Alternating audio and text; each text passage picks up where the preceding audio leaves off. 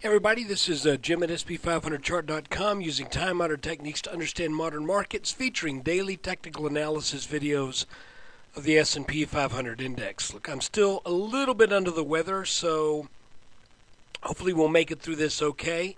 Just want to remind you, you know this already, but I gotta say it. The website and the video are for educational purposes only. Nothing stated at the site or in the video is intended to be used as investment advice. I draw lines on charts, but you have to draw your own conclusions from your own research and make investment decisions that are suitable for your personal financial situation. I'm not a licensed financial pro, just a guy that draws lines on charts. And today, we got again a little bit of a movement underneath this this bottom line here in what we're thinking may be an ascending wedge. I remind you, it could also be a channel.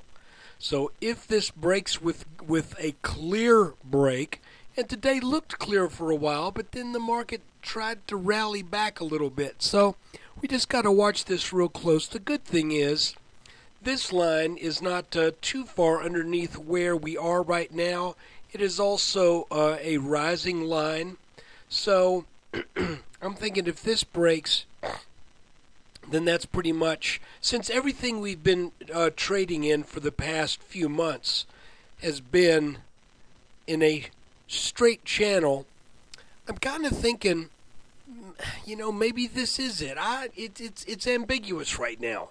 So it could be that we've got this rising wedge, but when it breaks, it may find some support here at this lower line.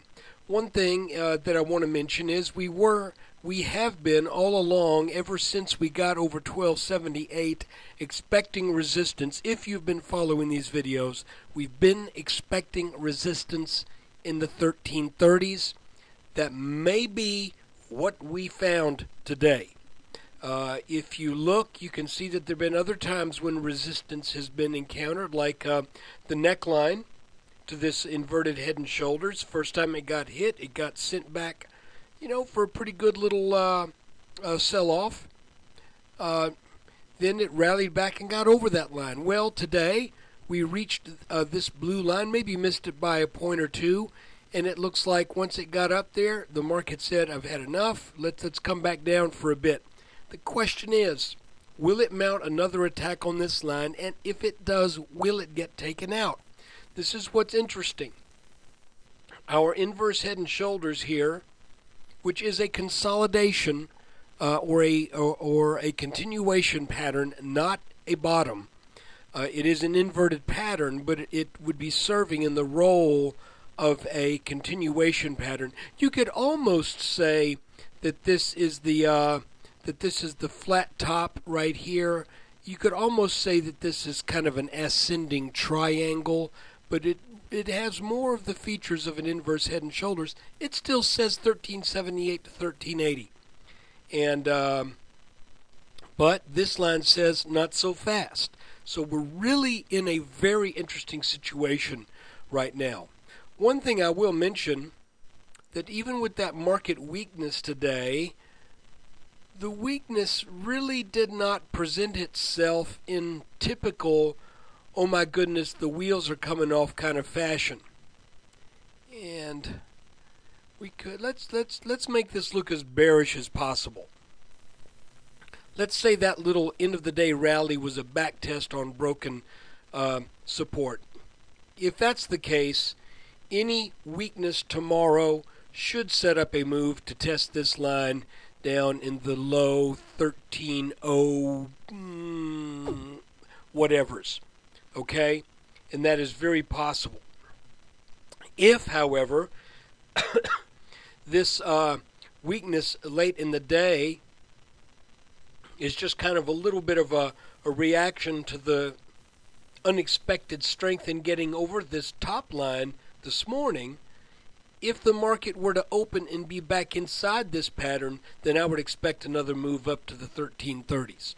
So I'm a little concerned about this breakdown right here, but not extremely so because of that little rally So I would say whichever way the markets open tomorrow, I'm thinking that's probably the way they're going to go for a bit.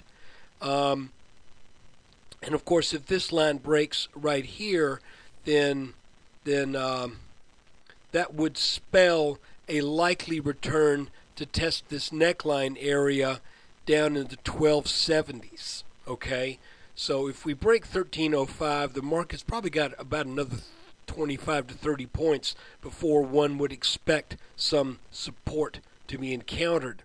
So that's kind of the I guess that's the video for today. You can see we've kind of flirted around a couple times with breaking this bottom line, but then it climbs back up. So, you know, that might mean maybe this line isn't drawn in just the right place, because they aren't lining up perfectly. So for that reason, I'm giving the markets just a little bit of wiggle room here. But again, whichever way the market, the S&P starts off tomorrow, that's the way I would expect it to likely continue until it finds either resistance again up in the 1330s or support down in the 1305. Well, probably about 1307, 1308, something like that. So that is the video. I think I'm going to rest my voice for a little bit. But before I do, I want to thank you for watching this, and if you're a subscriber, I want to thank you for your subscription. I want to let you know that over the next week, I will be doing a good bit of traveling, so these will come to you via my laptop in whatever kind of connection I might have in the hotel that I find myself. So I will probably next week keep things pretty short and sweet. And additionally, my schedule will mean some of these may come late at night. So I don't know exactly how that's going to work. I think I should be able to get them done before dinner time, Eastern Standard Time, but there's no guarantee on that. So if it's 9 o'clock or 10 o'clock and you still haven't seen a video 9 or 10 at night Eastern time, then just be cool. I will be working on it. And if by chance the connection is really bad, then what I will do is I will have a text upload that could work off of the existing chart, and we can have share some things by notes, but I don't think that'll be the case. I think I should be able to get them done just fine on the road. But I wanted to give you a heads up on that. So look, thanks for watching. Take care.